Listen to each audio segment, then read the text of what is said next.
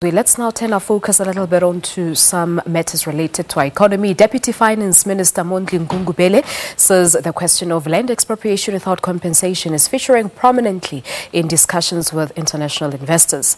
Gungubele is leading a government, business and labor delegation to New York. It forms part of the second and final leg of an investors roadshow that also saw Finance Minister Nhlanhla Nene visit London earlier this week. Let's take a look.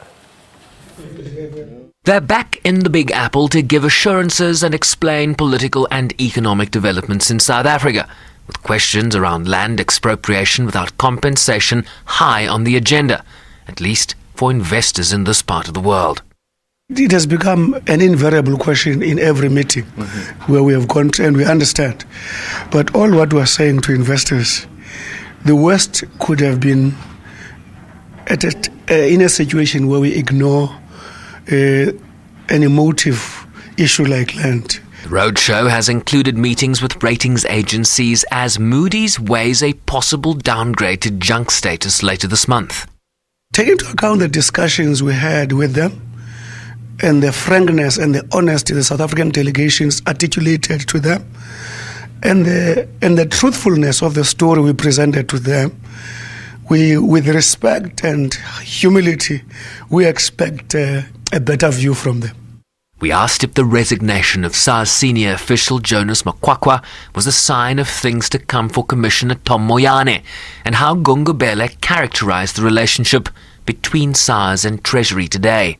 It has to be a relationship as crafted in the Constitution and the law. That is the first point.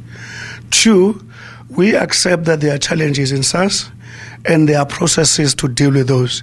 We'll be able to pronounce as Treasury depending on the outcome of the processes that we're putting in place.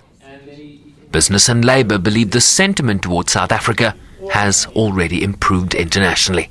We've been honest, we've been open, we have said these are the opportunities, these are the challenges, this is the task at hand, but we've been very explicit about identifying the risks that we have. South Africa has never been in a better space.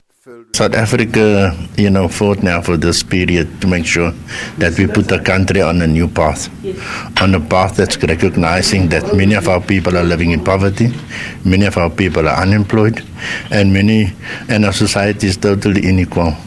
And that was the most important part of this particular intervention. The Moody's decision on a possible downgrade to junk status follows similar decisions by S&P and Fitch in 2017. Bryce-Pease, SABC News, New York.